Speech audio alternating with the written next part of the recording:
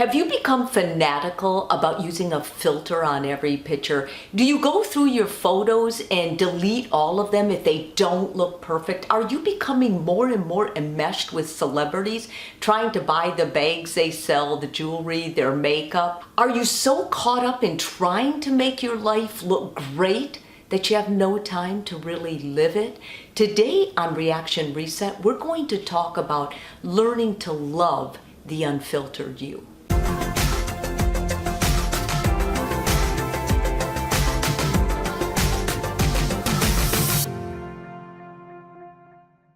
Sometimes we forget who we were before we started posting our food, our perfect family, our perfect dog, our life for others to see. Everyone seems more beautiful, more popular, more excited than us. Have you forgotten what really gives your life meaning? Have you forgotten the last time you felt loved with someone's company and didn't post it? People, especially young people, have always compared themselves to other people. I mean, it kind of helps you to know where you stand. And it also helps you set new goals for what you want to pursue in life. Unfortunately, comparing ourselves to others can lead to heightened criticism within yourself.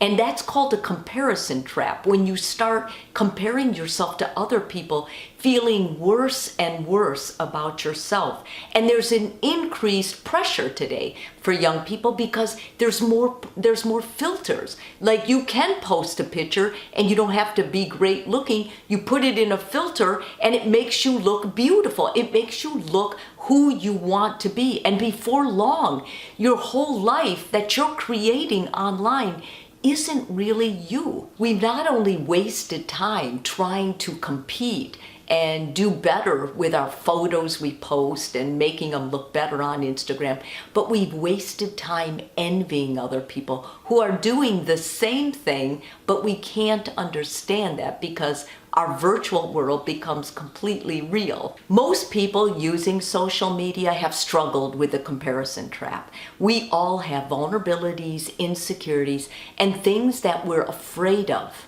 When you constantly compare yourselves to others, adopting what they do, what they wear, what they listen to, what they eat, then you've lost yourself. Today, I'm going to give you ways that you can stay in touch with the real or unfiltered you.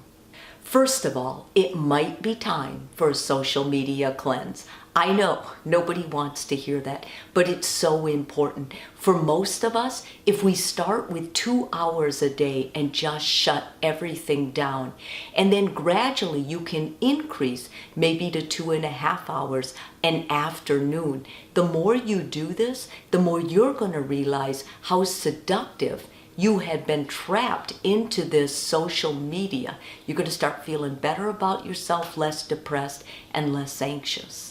Secondly, don't be seduced by social media. They say that if you use their filters, you'll look better, you'll be more popular, you'll be more famous. Let's face it, no human is perfect, and you can see through those things. At the end of the day, most people want to be around other people who are able to be vulnerable and real. It's also time to reassess your values. When you're talking on social media and you're looking at what's popular, it's easy to get swayed into, is it money, is it fame, it's popularity. None of those things are really the value of life. What matters most in life is who you love and what gives your life meaning. Money, fame, popularity cannot do that. Fourthly, practice gratitude. When you're getting back in touch with yourself and you have a bad day, remind yourself that your bad day is probably someone else's best day they've had ever. Start being grateful for the things you have. Even popular people, celebrities, big stars have bad days. You cannot escape life. Practice gratitude for everything that happens to you, that no matter how small the act of kindness. And finally, remember, share with people that you care about. You don't need 10,000 followers on Facebook.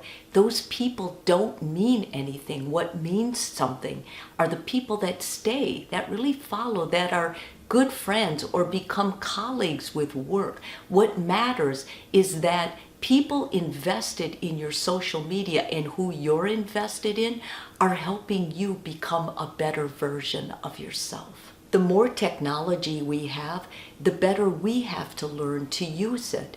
When your time on social media starts making you feel more self-critical, worse about yourself, like you have to compete, it's time to step away and take a break and refocus on what you want in your life. Remember, change your reaction, change your world.